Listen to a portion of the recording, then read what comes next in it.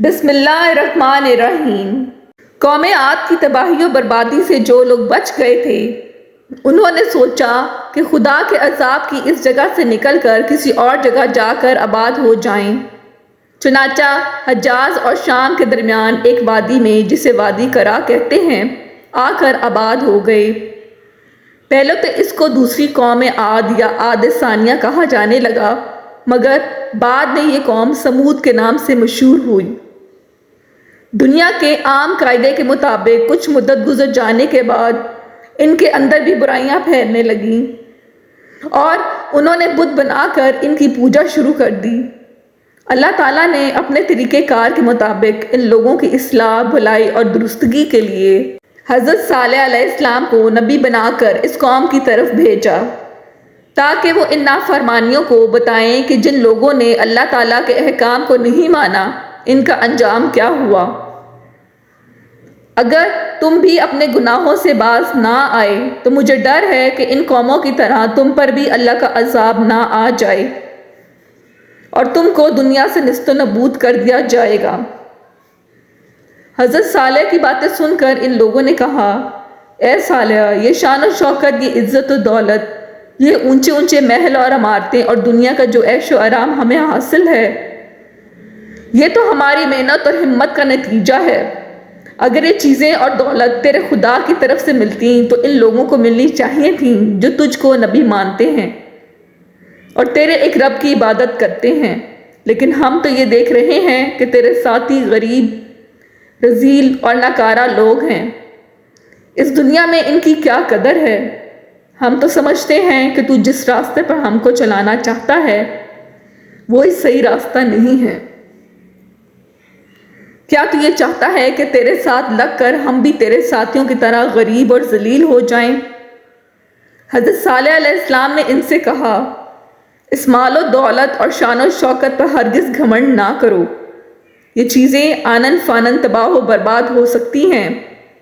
تم کو جو کچھ ملا ہے میرے خدا ہی کا دیا ہوا ہے، تم کو چاہیے کہ تم شریف اور نیک انسان بنو، رب کی عبادت کرو، اس کا شکر ادا کرو۔ یہ لوگ پہلے لوگوں کی طرح اس پر حیران ہو رہے تھے کہ ہم ہی میں سے ایک شخص کیسے نبی بن گیا، اور اس پر خدا کا پیغام آنے لگا۔ خدا کو کوئی نبی یا رسول بنانا ہی تھا تو وہ قوم کے کسی رئیس اور بڑے آدمی کو نبی بناتا جو اپنی طاقت کے زور پر ہم سے اپنا حکم منوا لیتا۔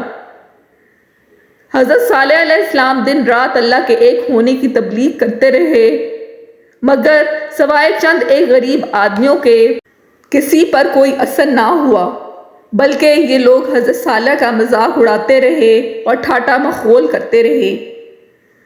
روز روز کی سرکھپائی کے رویے سے حضرت صالح بڑے پریشان ہوئے۔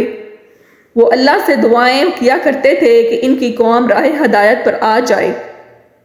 ایک روز سمود کی ساری قوم نے جمع ہو کر یہ فیصلہ کیا کہ حضرت صالح سے کہا جائے کہ اگر وہ واقعی خدا کا نبی ہے تو ہمیں کوئی معجزہ دکھائے تاکہ ہمیں یقین ہو جائے کہ واقعی وہ اللہ کا نبی ہے۔ کافروں کے سوال پر حضرت صالح نے پوچھا، کیا تم معجزہ دیکھنا چاہتے ہو؟ کافروں نے کہا، ہاں، ہم چاہتے ہیں کہ اس پہاڑ سے اونٹنی پیدا ہو۔ حضرت صالح نے اپنے رب سے دعا کی جو قبول ہوئی، اور ان کافروں کے سامنے پہاڑ پھٹا اور ایک اونٹنی اپنے بچے کے ساتھ پہاڑ سے نکلی۔ قرآن نے اس کو خدا کی اونٹنی کہا ہے۔ اللہ نے اپنے نبی کے ذریعے ان کافروں کو یہ معجزہ بھی دکھایا، لیکن پھر بھی ان پر کوئی اثر نہ ہوا اور وہ اپنے برے کاموں میں مشغول رہے۔ حضرت صالح علیہ السلام نے ان کو نصیحت کی، اب تمہاری خیریت اسی میں ہے کہ تم اس اونٹنی کو کوئی نقصان نہ پہنچاؤ، یہ آزادی سے جہاں چاہے چرے پھرے۔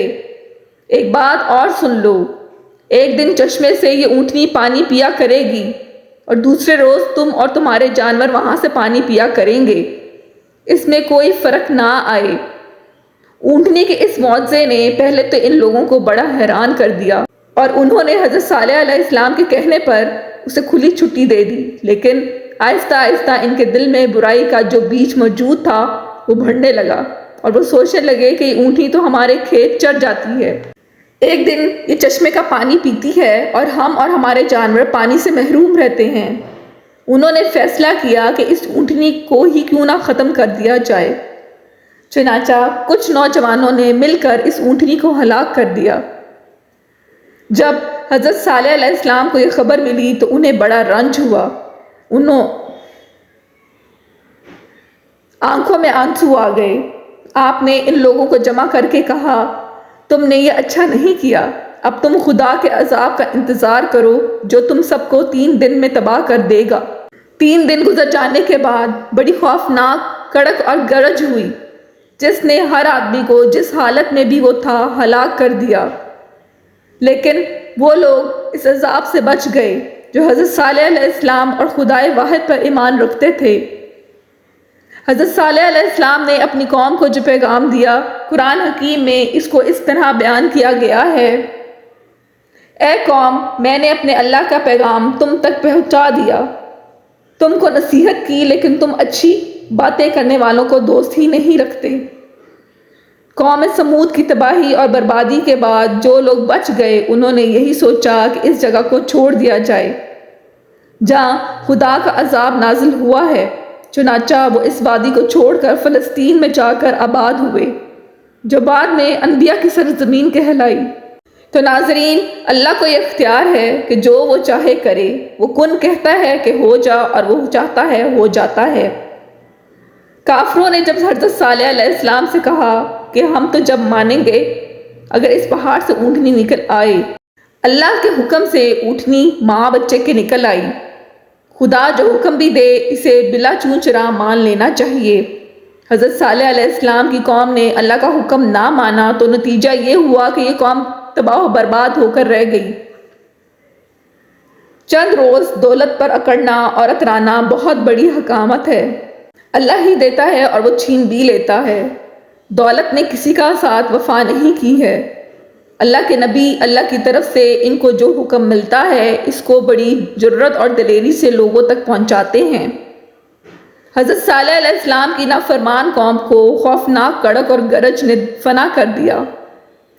جہاں کسی قوم پر خدا کا عذاب آیا ہو، اس سے بچ کر نکل جانا ہی اچھا ہے، اس سے دل میں اللہ کا خوف پیدا ہوتا ہے۔